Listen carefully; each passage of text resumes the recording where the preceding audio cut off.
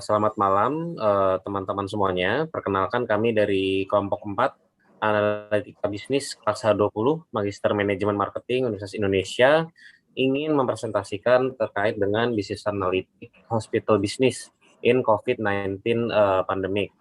Perkenalkan kelompok kami ada saya sendiri Andre Tanuwijaya, ada Mbak Ririn, ada Mbak Indah dan Mbak Rati. Mungkin nextnya. Untuk konten dari reportnya sendiri, untuk part pertama kita akan menjelaskan mengenai background, kemudian part 2 adalah objektifnya, lalu analisa menggunakan deskriptif, lalu preskriptif, serta kesimpulan yang kami hasilkan. Nextnya. Nah, untuk research background sendiri, kita akan membahas mengenai profitability dari rumah sakit. Di tahun 2020, seperti yang kita ketahui, COVID-19 discovered di Indonesia, dan juga Indonesia mulai meng-apply beberapa penurunan mobilization, dan otomatis ini akan menurunkan GDP dari Indonesia sendiri, di mana khususnya di sektor kesehatan, banyak pasien yang memang takut untuk datang ke rumah sakit secara langsung, dan ini mempengaruhi dari profit rumah sakit. Nah, tugas kita di sini adalah kita yang mengetahui situasinya seperti apa di rumah sakit, baik kondisi profitnya, dan bagaimana cara kita bisa memaksimumkan profit dan cost dari rumah sakit ini sendiri. Sebagai contoh, di rumah sakit X, profitability menurun 17% setelah pandemi. Kemudian kontributor profit loss-nya ini adalah outpatient installation sekitar 34%, dan khususnya untuk spesialis dari bagian paru-paru yang menjadi PR terbesar dari Hospital X. Oleh karena itu, riset ini bertujuan untuk menemukan solusi terbaik untuk rumah sakit X. Next-nya. Nah, untuk objektifnya, seperti yang sudah dijelaskan tadi, problem finding-nya adalah profit loss di grup spesialis paru, dan bagaimana kita bisa memanage jadwal-jadwal dari dokter ini berdasarkan constraint yang ada. Untuk yang pertama, analisis deskriptif yang digunakan untuk menggambarkan situasi terkini terkait dengan grup spesialis paru. Lalu yang kedua adalah preskriptif analisis untuk mengguide kita bagaimana kita bisa menentukan solusi yang terbaik dari grup spesialis paru ini. Mungkin next-nya bisa dilanjutkan. Selanjutnya saya akan menjelaskan dari sisi analisis deskriptif. Di rumah sakit X ada beberapa dokter paru, yaitu dokter paru A, dokter paru B, dokter paru C, dan dokter paru D. Di kelompok kami menganalisis untuk jumlah pasien rawat jalan yang datang berobat ke dokter paru, lalu pendapatan dan profit yang diperoleh oleh rumah sakit X, serta biaya dan rincian biaya yang dikeluarkan oleh rumah sakit X untuk tiap melayani pasien yang berobat jalan ke dokter spesialis paru. Laporan yang digunakan adalah laporan tahun 2019 sebelum pandemi dan laporan tahun 2020 pada saat pandemi. Berdasarkan data yang kami peroleh, jumlah pasien rawat jalan berbanding lurus dengan pendapatan, profit, dan biaya. Dari grafik dapat kita lihat bahwa jumlah pasien pada tahun 2020 mengalami penurunan dibandingkan tahun 2019. Pada awal tahun 2020, pasien mengalami kenaikan, akan tetapi dimulai pada bulan Maret, yaitu pada saat pandemi terjadi di Indonesia, mengalami penurunan jumlah pasien, akan tetapi di akhir tahun 2020 mengalami kenaikan kembali. Pasien dari dokter D merupakan jumlah yang terbanyak dibandingkan pasien dokter A, B, dan C. Hal ini dapat disebabkan oleh beberapa hal, salah satunya adalah dokter D memiliki jumlah praktek per minggu terbanyak dibandingkan dokter A, B, dan C. Next. Seperti yang saya sebutkan sebelumnya, bahwa pendapatan dan profit rumah sakit berbanding lurus dengan jumlah pasien, sehingga pada tahun 2020 pendapatan dan profit lebih rendah dibandingkan pada tahun 2019.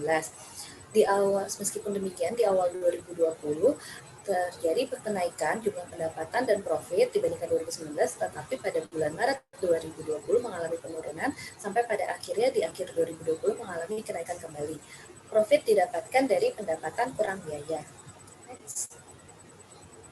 Rincian biaya yang dikeluarkan oleh rumah sakit X terdiri dari biaya obat sebesar 40%, jasa dokter sebesar 35%, biaya penunjang sebesar 12% yang terdiri dari penunjang pasien rawat jalan, salah satunya adalah biaya laboratorium, jasa perawat sebesar 1%, dan biaya lainnya sebesar 12% yang terdiri dari beberapa hal, salah satunya adalah biaya administrasi. Selanjutnya akan dijelaskan oleh rekan saya.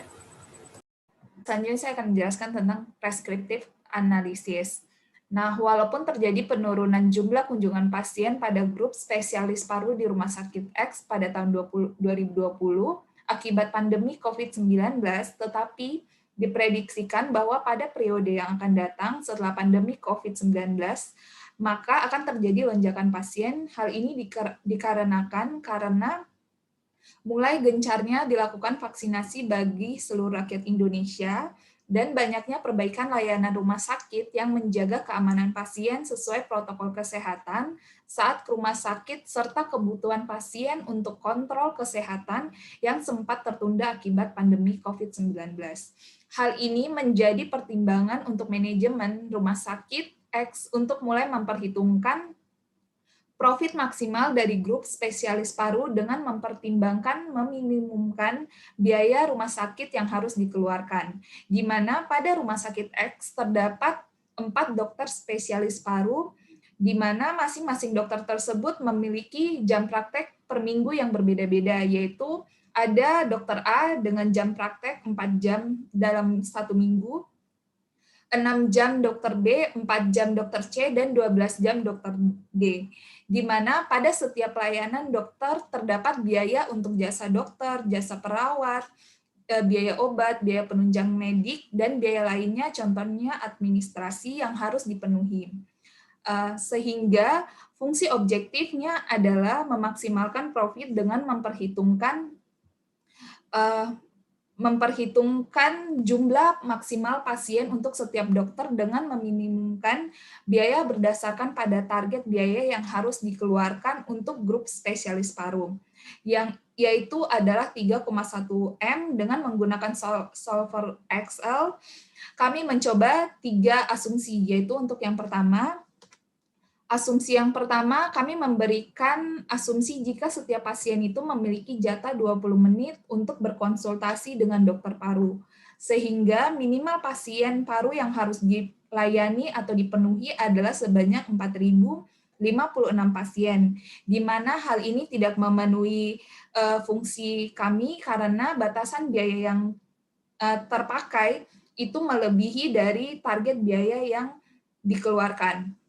Selanjutnya untuk asumsi yang kedua, kami mengasumsikan bahwa setiap pasien itu memiliki jatah 25 menit untuk berkonsultasi dengan dokter, sehingga minimal pasien paru yang harus dilayani adalah sebanyak 3.245 pasien, di mana hal ini memberikan profit maksimumnya adalah 943 juta dengan jumlah pasien yang bisa dilayani adalah 4.446. Selanjutnya. Kemudian kita melakukan asumsi ketiga, di mana setiap pasien menghabiskan waktu sekitar 30 menit untuk setiap dokternya. Sehingga didapatkan untuk minimum pasiennya kita mendapatkan sekitar 2.704 pasien. Di mana untuk jumlah profit maksimumnya kita akan mendapatkan 987 juta dengan pasien maksimum di mana 4.716 orang. Di sini adalah profit paling tertinggi di asumsi ketiga dan kita mendapatkan mix dari dokter di mana untuk mencapai maksimum profit dia harus menanggulangi 416 pasien dan B ada di 642 pasien, C di 2.428 pasien dan D 1.248 pasien.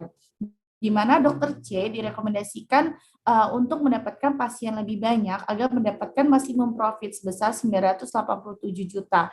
Nah, selanjutnya adalah kita tahu di awal tadi teman saya sudah mengatakan kalau di current situation dokter D adalah dokter yang mempunyai jam terbang paling banyak dan memberikan keuntungan paling banyak karena dia adalah dokter senior. Tapi dengan rekomendasi yang sudah kita lakukan melalui preskriptif analitik, maka untuk mencapai maksimum profit, kita harus memaksimalkan kerja dan waktu yang dimiliki oleh dokter C. Di mana kita melakukan bisnis rekomendasi, satu adalah kita berharap rumah sakit dapat memberikan exposure lebih banyak ke dokter C, walaupun dia masih kurang senior dibandingkan dokter D. Jadi kita harap dia akan muncul di beberapa exposure communication seperti poster atau iklan untuk melakukan promosi lebih banyak. Yang kedua adalah kita dapat memberikan promosi kepada pasien-pasien yang akan datang ke dokter C seperti loyalty program ataupun diskon sehingga orang tertarik untuk berkonsultasi. Yang ketiga, kita dapat memberikan layanan yang lebih baik sehingga konsumen merasa puas ketika berkonsultasi. Dan yang keempat, kita dapat mengusulkan kepada manajemen untuk melakukan balancing atau menyeimbangkan jam kerja praktek di antara 4 dokter tersebut. Nah, jadi kita berharap dengan kombinasi 4 dokter dan pasien maksimum itu, Rumah Sakit X dapat melakukan recovery setelah new normal dan mendapatkan maksimum profit untuk melanjutkan bisnis. Terima kasih.